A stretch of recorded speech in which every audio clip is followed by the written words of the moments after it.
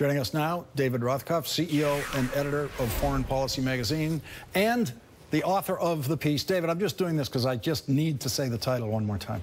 Okay. Piece entitled, "The Soul-Sucking, Attention-Eating Black Hole of the Trump Presidency." David, you have the floor. What is that doing to both the news media's attention and to our relations around the world?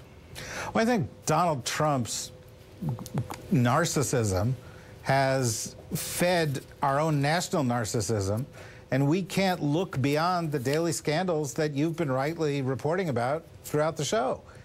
The problem is the rest of the world is going on.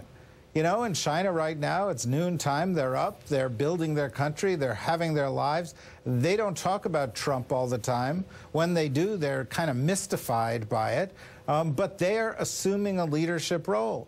In the Middle East, the United States is embracing a whole bunch of new policies that are producing massive civilian casualties, new kinds of divisions, and they're not worried about our political scandals. They're worried about what's going to happen next to them. Our European allies are worried. Russia is trying to seize the void.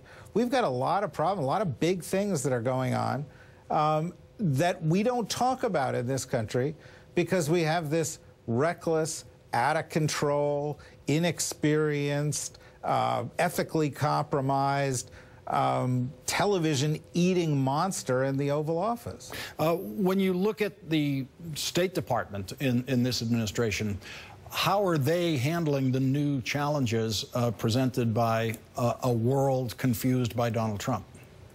Well, you know, I think at the top, the State Department isn't doing much of anything. Rex Tillerson is kind of the phantom Secretary of State.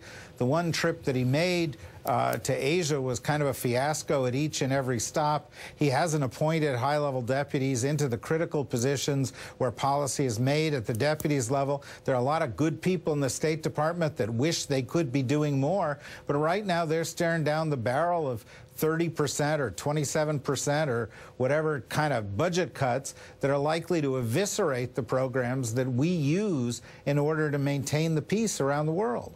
When the world looks at Trump, do they look at the rest of the government and say, well, this government is designed in a way that can survive someone like this? Well, you know, I don't know if the United States government in recent years really has given off that vibe of competence since the Congress hasn't gotten much done. But, you know, in recent days, as investigations have begun to look like they're getting a little bit of traction, I have started to hear people say, gee, maybe it works. Maybe those checks and balance work. Maybe this guy Trump is not going to run amok, and maybe we're going to get back to the United States that at least we could depend on in the past, even if we didn't love it all the time. And I think there's a little hope that that may be the case, that Trump may be a short-timer. Because I got to tell you, with the exception of Russia and a couple other autocracies in the world, the people I speak to around the world are extremely disturbed at the prospect of a protracted Trump presidency. Well, on the crazy things like not shaking hands with Angela Merkel, has the world gotten to a point now where they sort of get it? Like the way a lot of us, it took us months of watching the campaign to realize, oh, this is the way this person is and is always going to be. But that doesn't necessarily mean something's going to happen in government because he says it's going to happen. Yeah, well, despite my youthful appearance, I've been around in Washington long enough to have seen a number of presidencies. I've never seen a presidency where one of the first or second questions that I get from international leaders is this guy sane? Does this guy really have it all together?